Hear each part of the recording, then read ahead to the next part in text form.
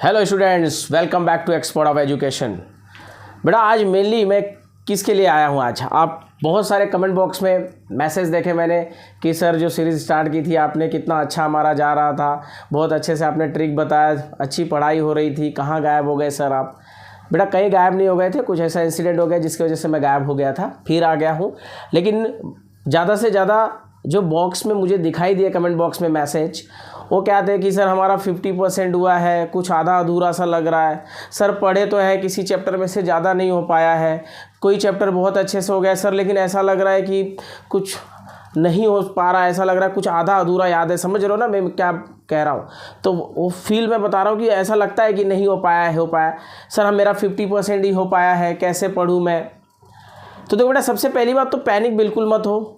जितना आपने पढ़ रखा है बराबर है, जितना भी आपने पढ़ रखा है। जैसे कुछ बच्चों के मोस्ट ऑफ यही मैसेज है कि सर 50% हुआ है लेकिन एकदम स्पेसिफिकली यही चैप्टर मेरा हो गया, ऐसा नहीं हो रहा है सर, एकदम कंफर्म नहीं हूँ मैं, हर चैप्टर से आधा अधूरा है। कोई तो ऐसा मैसेज है कि किसी क्वेश्चन को लेके वो डिस्टर्ब है कि सर इस क्वेश्चन से मुझे आधा ही आंसर आ रहा है। तो देखो बेटा, आप पहले एकदम श्योर हो गए कि 50% तो हुआ है ना।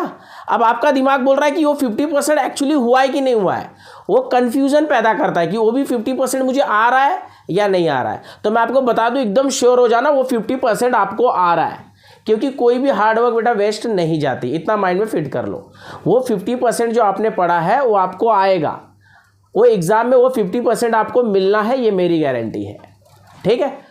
अब देखो, और जो टाइम बचा हुआ है, थोड़ा सा टाइम को मैनेज करना सीखो। Time management is a very important.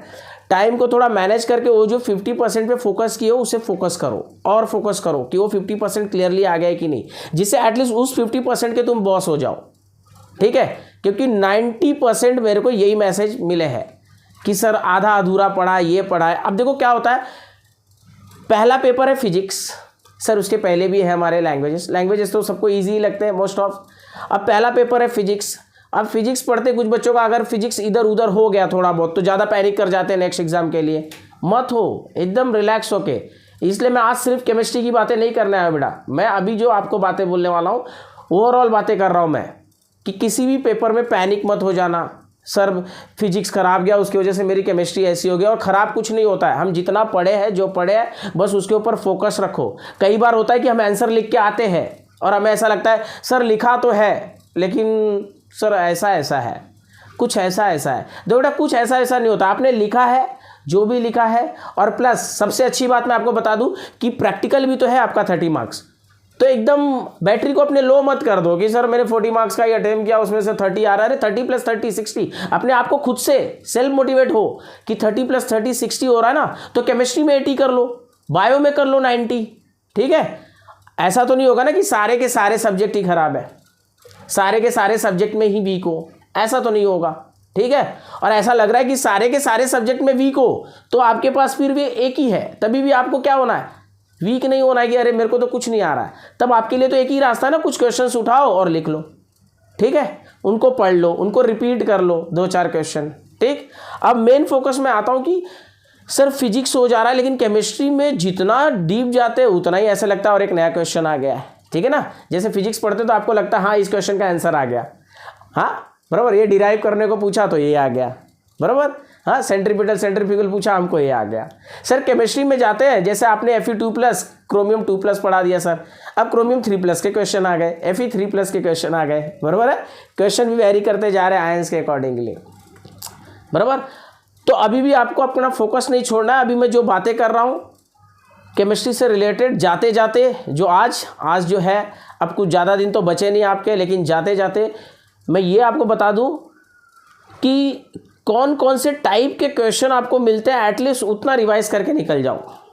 अगर नहीं हुआ है तो लास्ट मोमेंट की बातें कर रहा हूँ मैं, लास्ट मोमेंट की। जिन बच्चों का वो 50% हुआ है, 90% हुआ है तो उनका तो प्रॉब्लम है नहीं। 50 वालों को जो कन्फ्यूज़न है, ठीक है। कुछ बच्चे सर डेफिनेशन पढ़ रखी है मैंने, ये नहीं कर रखा है, वो नहीं कर रखा है। सर 21 चलेगा क्या लास्ट टाइम में? हाँ सब चलेगा बेटा, जब नहीं पढ़े हो ना तो सारे हथियार यूज़ कर लेने चाहिए अपने। ठीक है ना। हाँ सर हमारे पास मिसाइल नहीं थी, मिसाइल नहीं बेटा, ठीक है ना, मिसाइल नहीं तो ठीक है, तलवार तो रखे हो बराबर। AK-47 नहीं थी सर, ठीक है, छोटी वाली तो रखे हो ना भैया, उसी से उड़ा दो लोगों को। ठीक। बोलने का मतलब क्या है, बोलने का मतलब क्या है कि जो भी पढ़े हो जो भी पढ़े हो उसे एक बार और रिवाइज कर लो, और अगर नहीं पढ़े हो तो भी डीमोटिवेट नहीं होना है, अभी भी अच्छा खासा टाइम है, क्योंकि PASS अगर लिखा होगा रिजल्ट में तो बहुत अच्छा लगेगा ना, PASS लिखा होना चाहिए। क्लियर, ये सबसे पहला फोकस होना चाहिए कि मेरे रिजल्ट में PASS आ जाए।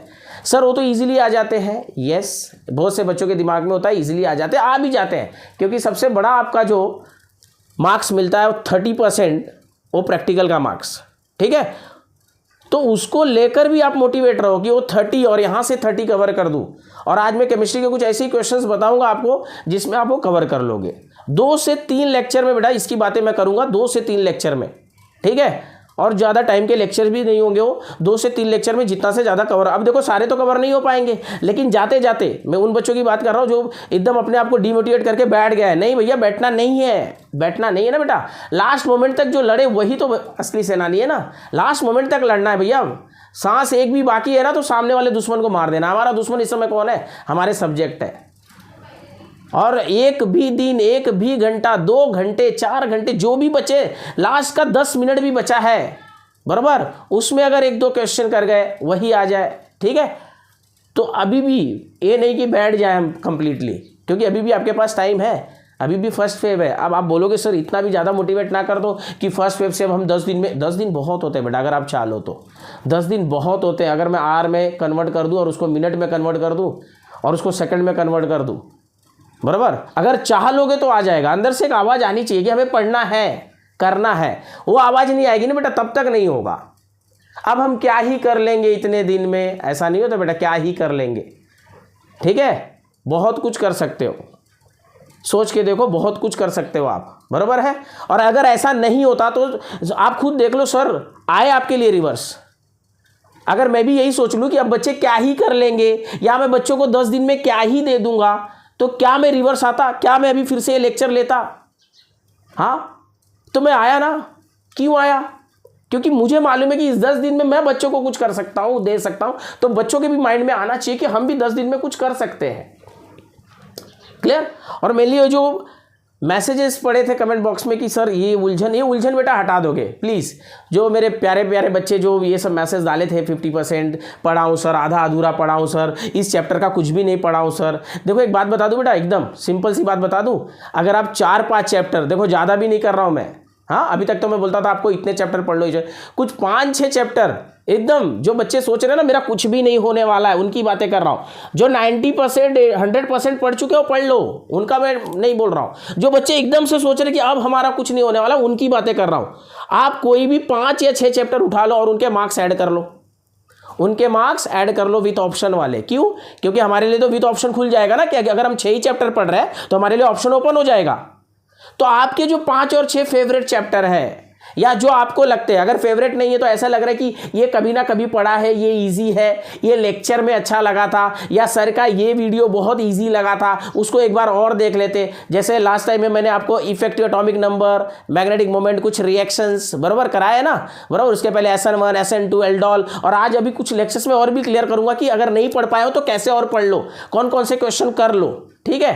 तो ये जो कंफ्यूजन वाले बच्चे थे वो बिल्कुल नहीं डरेंगे, बिल्कुल पैनिक नहीं होंगे।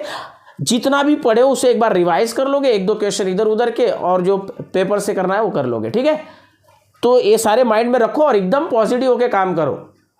और कोई भी पेपर थोड़ा सा डाउन जाता है, उसका इफेक्ट दूसरे पेपर पे आप नहीं आने दोगे बेटा, एकदम। ये वाली प्रॉमिस मेरे साथ आप रखोगे कि सर एक पेपर अगर कहीं डाउन चला जाए तो दूसरे पे इफेक्ट नहीं आएगा। आपको रिवर्स होना है, सेल्फ मोटिवेट होना है कि अगर ये खराब गया पेपर आपके अकॉर्डिंगली, पहली बात तो पेपर कोई खराब जाता नहीं, आप नहीं पढ़े रहोगे तो ऐसा लगता है थोड़ा सा हमने नहीं लिख पाए, ठीक है। तो पेपर तो डिफिकल्ट होते नहीं है, पहली बात, पेपर बहुत ईजी होते हैं, ठीक है। हम नहीं पढ़े रहते तो हमें डिफिकल्ट लगता है, इसीलिए तो हर बच्चे का अलग अलग होता है ना, कि ये ईजी आया था, कोई बच्चा बोलेगा मॉडरेट आया था, कोई बच्चा बोलेगा बहुत डिफिकल्ट आया था, कोई बच्चा बोलेगा अरे कुछ अलग ही दे दिया। तो ऐसा कुछ होता नहीं है, ठीक है। तो इन सारी चीज़ों को भूल के फोकस करोगे पढ़ाई पे, सारे सब्जेक्ट में जो जो क्वेश्चंस आते हैं। और केमिस्ट्री को मैं और इजी बताने जा रहा हूँ कि कौन कौन से क्वेश्चन लास्ट मोमेंट पे कर लो, जिसके चांसेस बनेंगे कि हाँ ये आ सकते हैं, ठीक है। तो बिना आगे कुछ और बात किए स्टार्ट करते हैं लेक्चर को, ठीक। चलो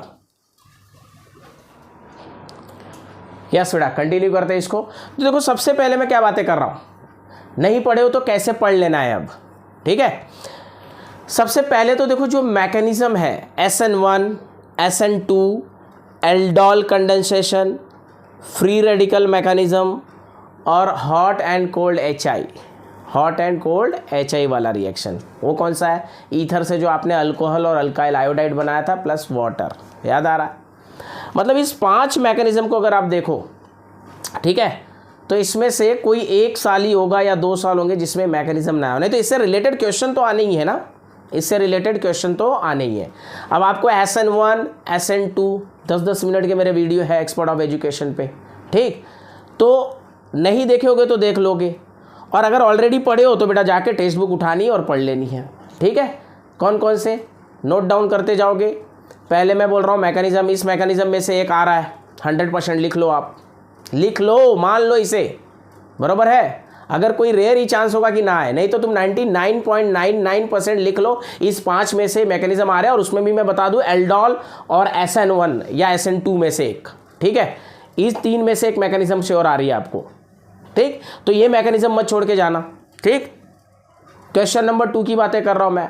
अब देखो जितने डिस्टिंग्विश बिटवीन है, ठीक है, अब आप ढूंढते कहाँ बैठोगे तो मैं आपको डिस्टिंग्विश बिटवीन भी बताते चल रहा हूँ कि देखो क्या क्या पढ़ने हैं, ठीक। और कहीं ऐसे क्वेश्चन आ रहे हैं कि सर ये तो अभी तक आता ही नहीं, हमें कैसे सॉल्व करें, या छोटे छोटे क्वेश्चंस होंगे मैं उसे सॉल्व भी कराते जाऊंगा। अभी देखो इस मोमेंट पे मैं सारे डिस्टिंग्विश बिटवीन तो पढ़ाऊंगा नहीं, लिखाऊंगा नहीं, वो तो ऑलरेडी मैंने बता रखा है आपको, ठीक है। और वैसे भी अगर आपकी पढ़ाई जो नहीं हुई है, मैं लास्ट मोमेंट वाली बात कर रहा हूँ कि नहीं हुई है, तो जो बच्चों ने कमेंट में लिखा है सर 21 से भी हो सकता है क्या, तो 21 ही उठा लो बेटा, क्योंकि 21 में कैसा है, वो आपको बाइफर्केशन करके दिया हुआ है कि ये डिस्टिंग्विश बिटवीन है, ये डेफिनेशन है, ये मैकेनिज्म है, ये रिएक्शंस हैं, ये न्यूमेरिकल्स है, तो ठीक होगा उन बच्चों के लिए कि उन्हें वहाँ सारी चीज़ें मिलेंगी, ठीक है। तो जैसे अब देखो, अब डिस्टिंग्विश बिटवीन है तो बहुत सारे, लेकिन मैं किस पे फोकस करने जा रहा हूँ, जिसके मोस्ट ऑफ चांसेस है कि आ जाए। जैसे पहला distinguish between crystalline solid and amorphous solid, ये बोलते कई बच्चों के दिमाग में होगा, ये तो हमने पढ़ रखा है, तो ये बहुत अच्छी बात है क्योंकि ये तो बार बार आता है। Second order and molecularity, distinguish between order and molecularity. अच्छा सबसे बड़ी बात, जितने पॉइंट्स आए ना एटलीस्ट उतने लिख दो। हमने 3 ही लिखा सर, अच्छा नहीं लगा सर, 2 ही लिखा सर, उसमें ऐसा लग रहा है, अरे बेटा जो तो आ जाए, something is better than nothing, जो आ रहा वही लिख दो, ठीक है। उससे रिलेटेड जो भी तुमने सुना वो लिख दो। क्लियर है बातें। सर इसका पॉइंट लिखा और उसका नहीं लिखा, अरे भाई इसका लिखा उसका नहीं लिखा तो कंसीडर होंगे मार्क्स, अगर वो डिपेंड करता है आपके मार्क्स कितने आ रहे हैं।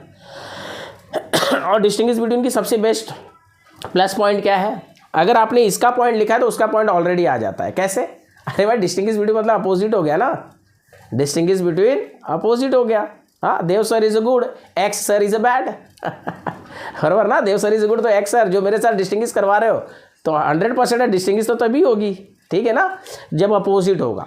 तो देखो सबसे पहले नोट करते चलेंगे। I repeat again, see first on mechanism, mechanism की बातें पहले कर रहा हूं। मैकेनिज्म नोट डाउन करेंगे सब लोग, बैठे नोटबुक ओपन कर लो और एक पेन ले लो और सिर्फ नोट करते चलो कि कौन कौन से क्वेश्चन को पढ़ना है। पढ़ चुके हो आप, ऑलरेडी पढ़ चुके हो, बस डाउट जो माइंड में चल रहा है ना उसे निकाल रहा हूं। चलो, aldol mechanism, SN1, SN2, then free radical mechanism from polymer chapter, ठीक है, free radical mechanism, hot and cold HI, जिसमें ईथर से आपने alcohol, alkyl iodide and water बनाया हुआ है, ठीक है। मैकेनिज्म नोट कर लिया, यहां से समझ लो आपके एक क्वेश्चन आ रहे हैं। अब देखो जितने भी मैकेनिज्म के क्वेश्चन कर रहे हो उसमें भी वो डिस्टिंग्विश बिटवीन SN1 SN2 अपने आप आएगा। अगर आपने SN1 SN2 पढ़ लिया है तो डिस्टिंग्विश तो कर ही लोगे, ठीक है ना। एल्डोल का right note on aldol condensation आता है वो तो कर ही लोगे, और अगर आप मैकेनिज्म पढ़ रहे हो इसका मतलब रिएक्शन भी आ गया आपको एल्डोल का, ठीक है। नहीं ये पढ़ाई तो इस तरह पढ़ते चलेंगे। अब देखो इस 5 क्वेश्चन को अगर आप पहले से कुछ भी पढ़े हो तो इस 5 क्वेश्चन को मैं मान के चलता हूं कि 30 मिनट्स में खत्म कर लोगे, हाँ, या 45 मिनट्स ले लो, एक्स्ट्रा टाइम ले लो, चलो ठीक है, एक्स्ट्रा टाइम ले लो। अब आपके पास है नहीं टाइम तो ऑब्वियस सी बात है आपका रेट ऑफ रिएक्शन तो बढ़ गया होगा ना, रेट ऑफ रिएक्शन बढ़ जाता है ना भैया, बरोबर है। अब टाइम नहीं है, रेट ऑफ रिएक्शन बढ़ेगा आपका, क्लियर। पहले हम टेक्स्ट बुक को ईजिली ऐसे उठाते थे, ऐसे ऐसे ऐसे पढ़ते थे, अब टेक्स्ट बुक उठेगी तो सीधा कॉन्सेंट्रेट होगा आपका, और कॉन्सेंट्रेशन बढ़ा तो रेट ऑफ रिएक्शन बढ़ा। सर आपने इधर भी केमिस्ट्री ऐड कर दी बेटा, यही फैक्ट है, ठीक है ना। जितना ज़्यादा आप कॉन्सेंट्रेट करोगे, इसलिए तो बोल रहा हूँ, बस अगल बगल की चीज़ें हटा दो, बस इसी पे फोकस करते जाओ जो बोलते जा रहा हूँ। तो मैकेनिज्म की बातें क्लियर है, चले आगे। अब डिस्टिंग्विश बिटवीन पे आ जाते सेकंड। तो सबसे पहले मैंने आपसे नोट कराया distinguish between crystalline solid and amorphous solid, crystalline and amorphous, सबके 4-4 पॉइंट्स ही पढ़ो। सर किसी किसी क्वेश्चन में 3 मार्क्स का आया हुआ है, जैसे लेंथेनॉइड एक्टिनॉइड। ठीक है, तो लेंथेनॉइड एक्टिनॉइड तो जनरल क्वेश्चन भी है ना, उसके बारे में पहले से भी जानते हो, लेकिन एटलीस्ट 4 पॉइंट पढ़ो, क्योंकि लास्ट मोमेंट पे आपके पास टाइम नहीं है। अगर आ गया 3 मार्क्स का 6 पॉइंट नहीं लिख पा रहे हो तो एटलीस्ट 4 पॉइंट तो लिखोगे। तो मैं ये चाहूँगा कि अगर नहीं पढ़े तो एटलीस्ट 4-4 पॉइंट, और वो भी जो आपको ईजी लगे। जैसे मैंने आपको जो लेक्चर्स में पढ़ाया तो मैंने तो 12-12 पॉइंट लिखा दिए हैं आपको, ठीक है ना।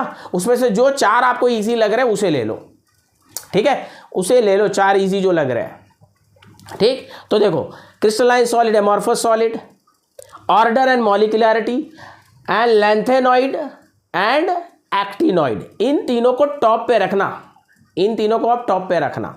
अब नीचे आ जाओ, distinguish between SN1 SN2, aldehyde and ketone, aldehyde and ketone ये भी डिस्टिंग्विश बिटवीन में ऐड कर लेना, ठीक है। थर्मोप्लास्टिक, थर्मोसेटिंग, इसे भी आप ऐड कर लेना, ठीक है। और किसी चैप्टर से कुछ बच रहा है तो इलेक्ट्रोकेमिकल से बचेगा, इलेक्ट्रोलिटिक एंड इलेक्ट्रोकेमिकल वाला, ठीक है बेटा।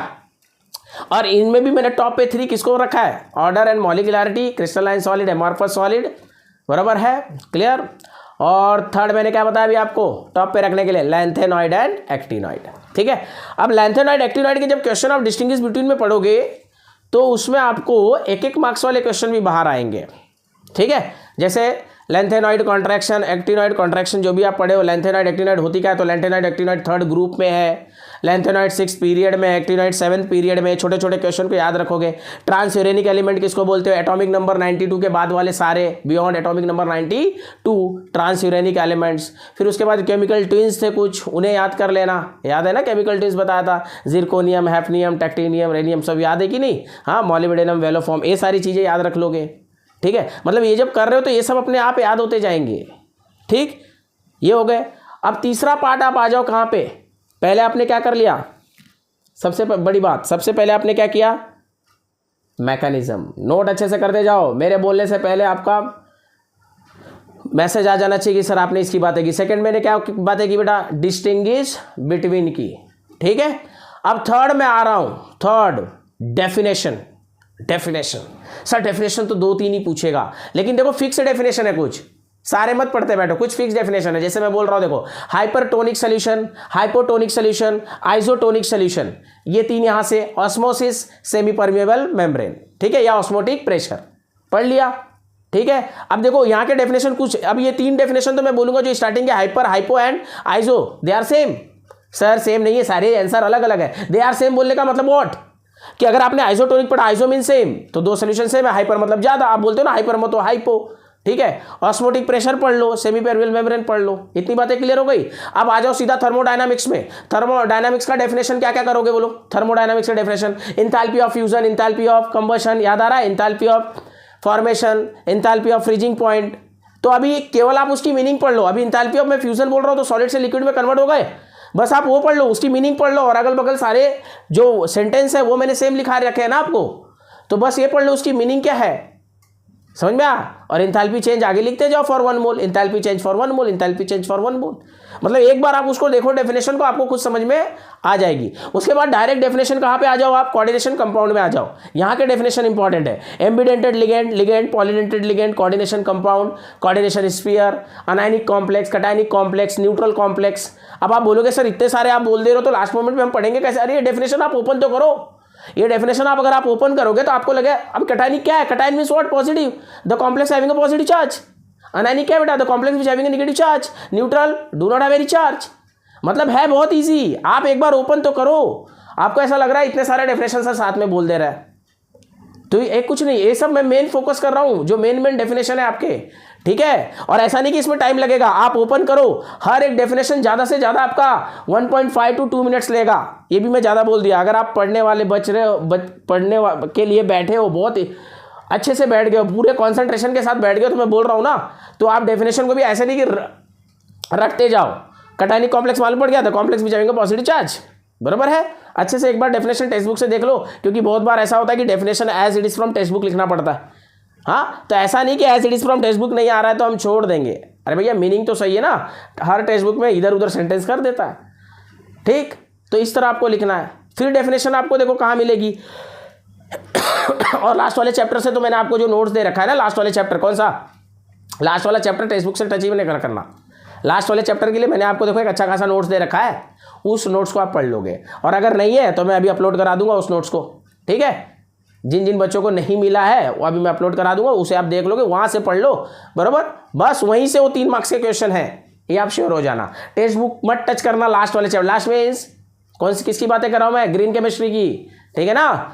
मैं अपना नोट्स अपलोड करा दे रहा हूँ, जिन जिन बच्चों के पास नहीं, ऑलरेडी बहुत सारे बच्चों के पास है, जिनके पास नहीं है मैं अपलोड करा रहा हूँ, देख लेंगे। वहीं से वो 3 मार्क्स का क्वेश्चन आ रहा है। एटम इकोनॉमी भी एक बार देख लेना, एटम इकोनॉमी कैसे निकालते हैं, ठीक है, परसेंटेज एटम इकोनॉमी, ठीक। अब देखो पॉलीमर में ज़्यादा डेफिनेशन तो नहीं है। पॉलीमर में आप क्या करोगे, रॉ मटेरियल याद रखना है ना, तो अभी मैं उसकी बातें नहीं कर रहा हूँ, अभी मैं डेफिनेशन वाली बातें कर रहा हूँ। अभी किसकी बातें कर रहा हूँ, सिर्फ और सिर्फ डेफिनेशन की। अब इलेक्ट्रोकेमिस्ट्री में आ जाओ, वहाँ पे जो डेफिनेशन है इलेक्ट्रोकेमिकल सेल के, इलेक्ट्रोलिटिक के, ठीक है, कंडक्टेंस, मोलार कंडक्टिविटी, ठीक, हाँ, रजिस्टिविटी, ये सारे, रेजिस्टेंस, ये सारे याद करोगे, ठीक है।